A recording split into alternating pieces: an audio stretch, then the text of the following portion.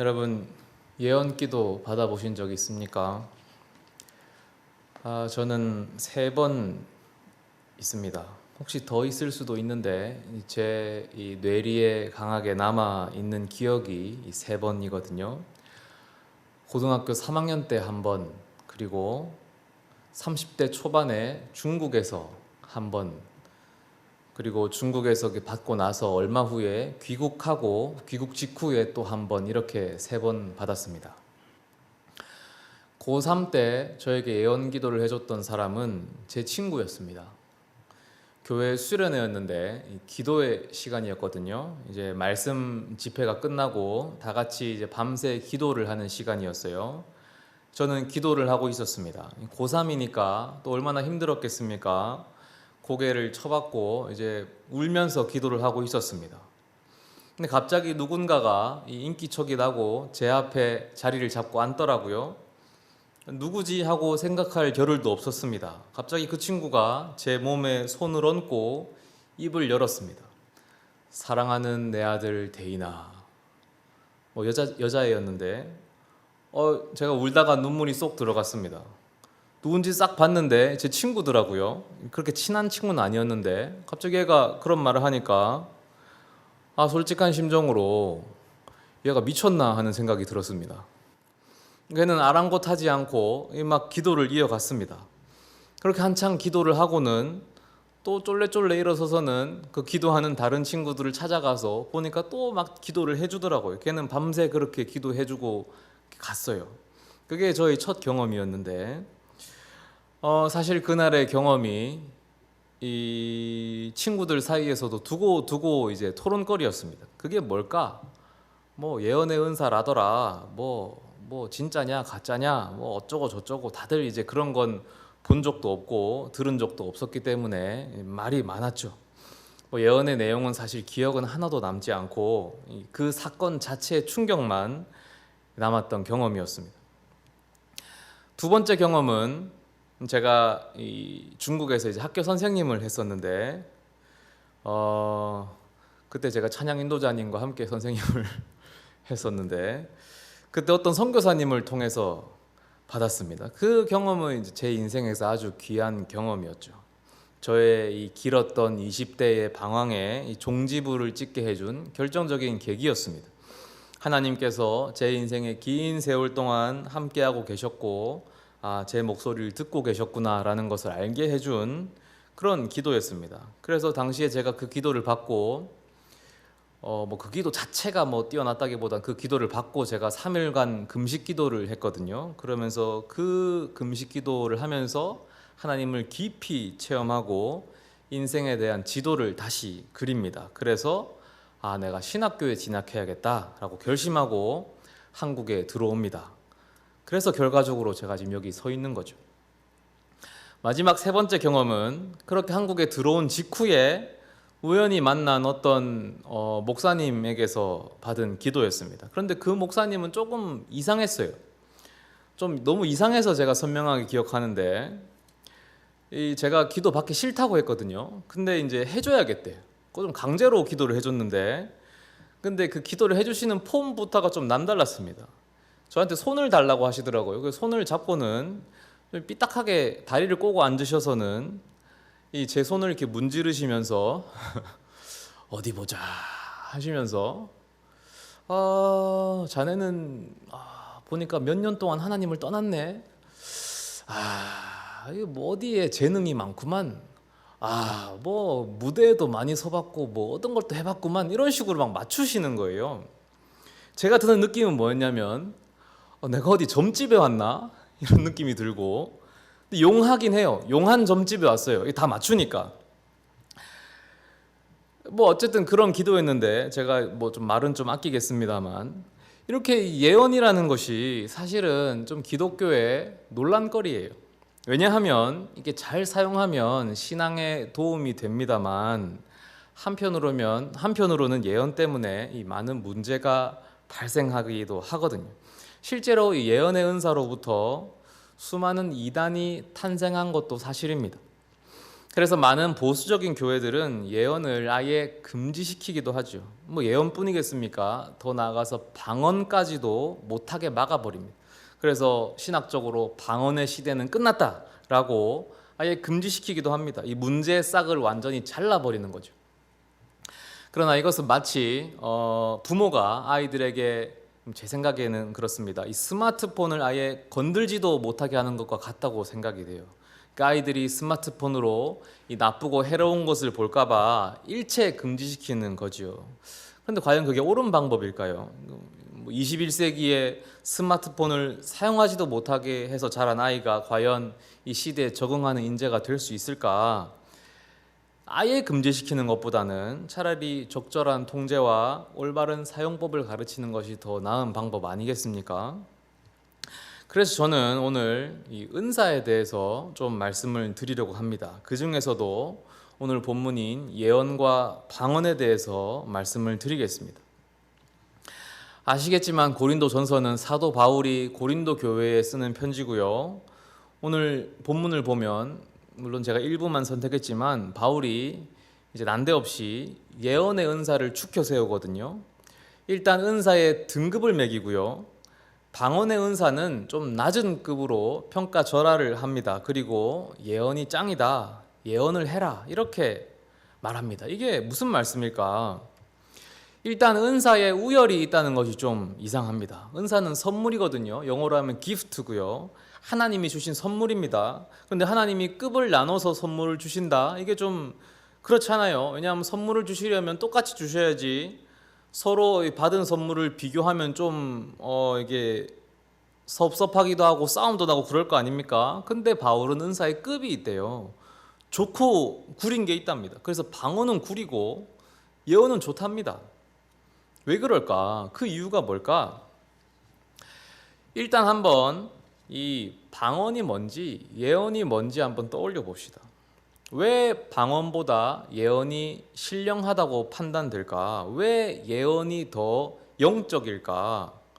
아마 방언과 예언을 경험해 보신 적이 있으시다면 어느 정도 수긍이 되실 겁니다. 왜냐하면 솔직히 방언보다는 예언이 좀 더 신기한 게 사실이죠.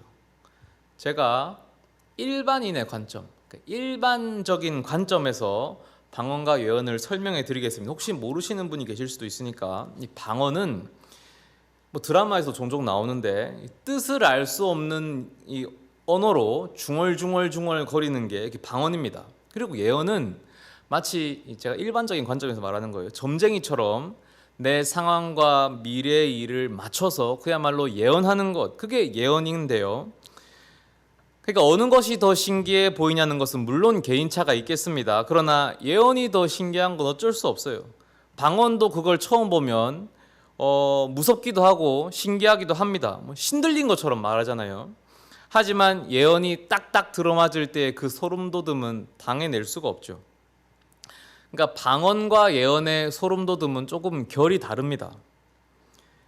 무슨 말인지 아시겠어요? 바울도 그래서 뭐라고 하냐면, 고린도전서 오늘 본문 조금 뒤에 가면은 이런 말을 합니다. 너네가 만약에 교회에서 전부 다 방언을 한다고 생각해봐라.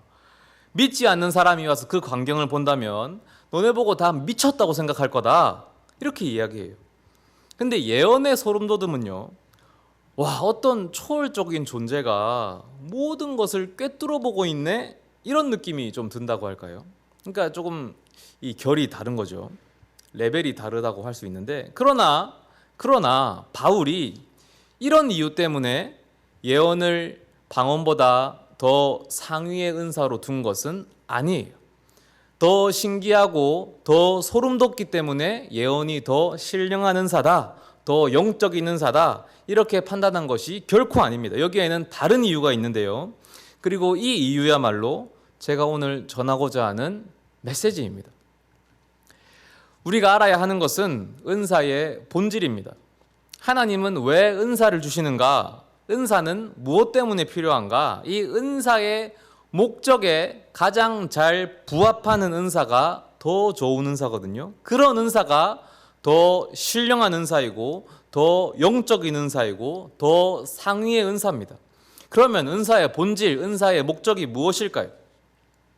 바울이 이것을 이 소위 말하는 히브리식 교차 병행 구조로 표현하고 있는데, 이것은 쉽게 말하면 이 햄버거식 구조입니다. 제가 좋아하는 표현인데, 햄버거식 구조. 햄버거가 어떻게 돼 있어요?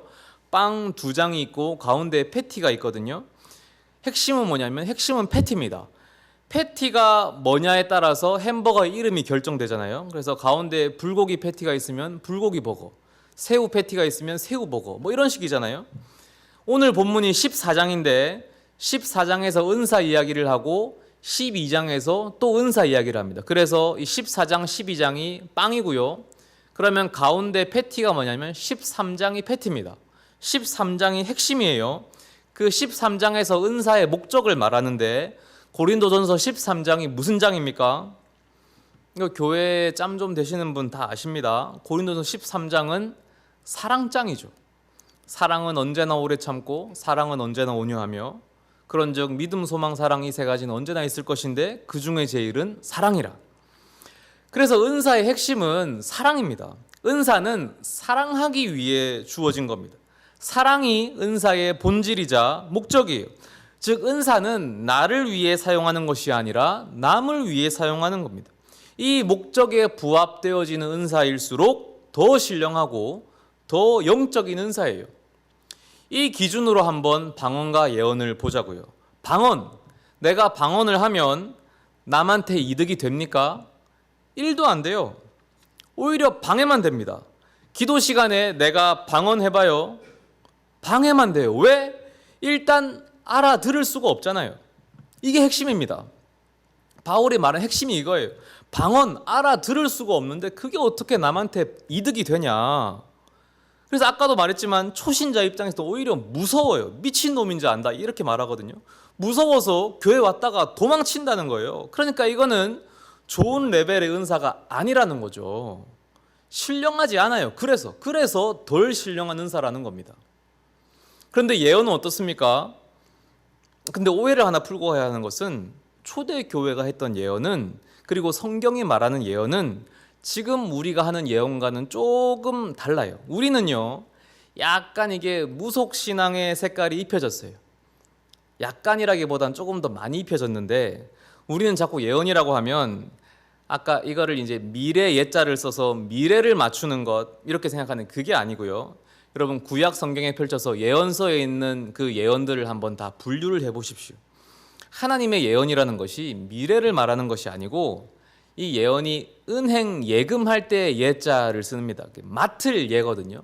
하나님의 말씀을 맡아서 말하는 게 예언입니다. 여기에는 당연히 미래에 대한 말씀도 있죠. 하지만 그것은 일부고, 과거에 대한 말씀, 현재에 대한 말씀, 격려와 위로와 책망과 가르침과 이 모든 말씀들이 다 있는 거예요. 그게 예언입니다.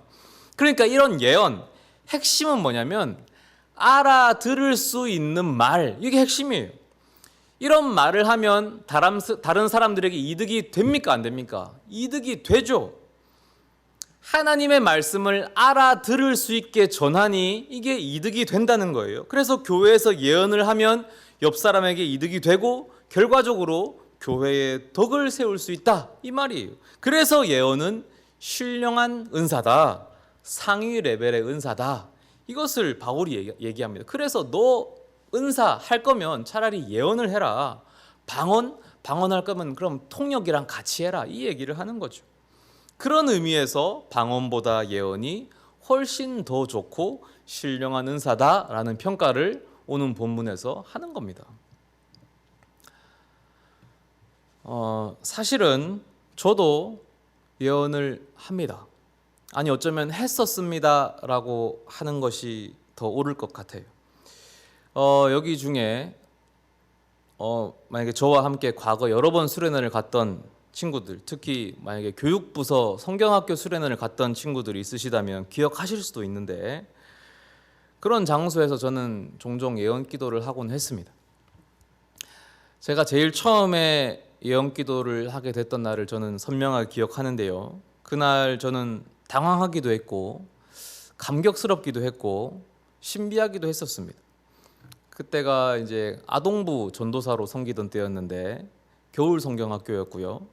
기도의 시간이었습니다. 밤이었고 우리 아이들이 기도 엄청 잘하거든요.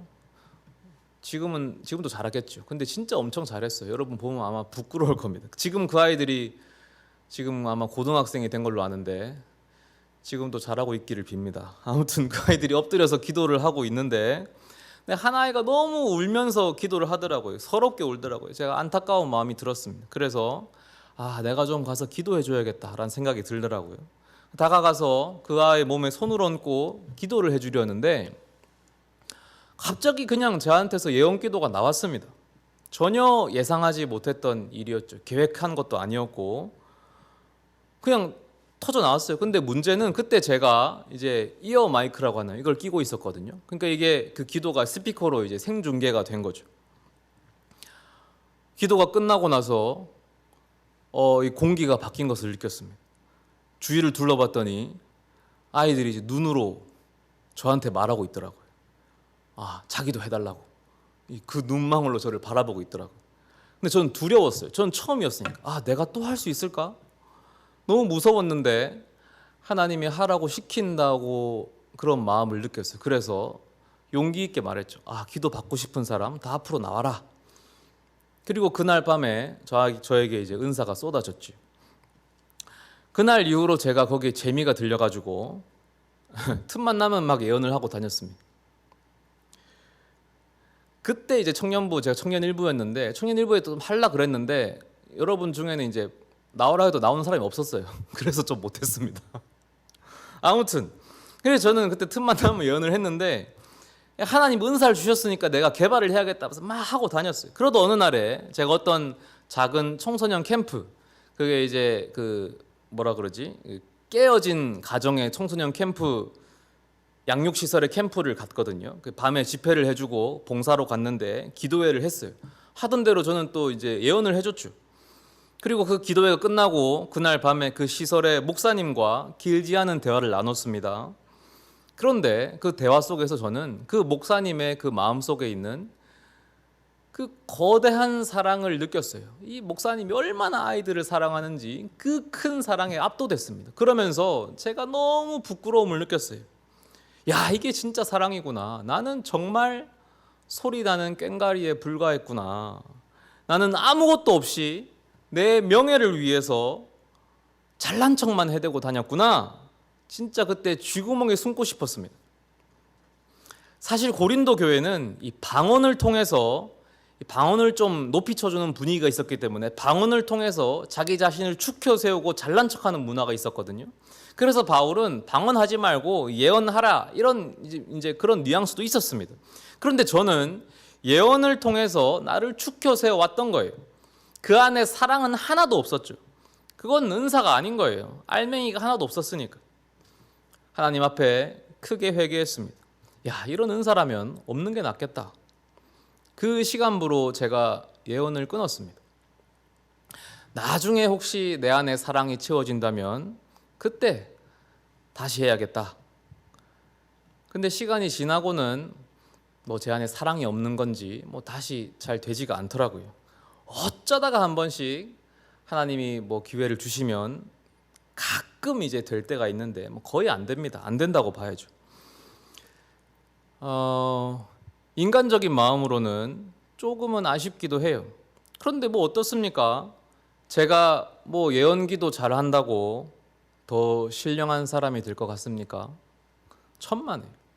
오히려 예언기도 하나도 못하고 기도할 때마다 버벅대고 쩔쩔매더라도 생활의 작은 시선 하나하나가 이웃을 위한 사랑으로 가득 찼다면 그게 훨씬 더 신령한 사람인 거예요. 그게 훨씬 더 영적인 사람인 거예요. 예수님을 보십시오. 예수님이 하나님의 아들이라고 인정받은 순간이 언제였습니까? 시각장애인의 눈을 뜨게 할 때였던 것 같습니까?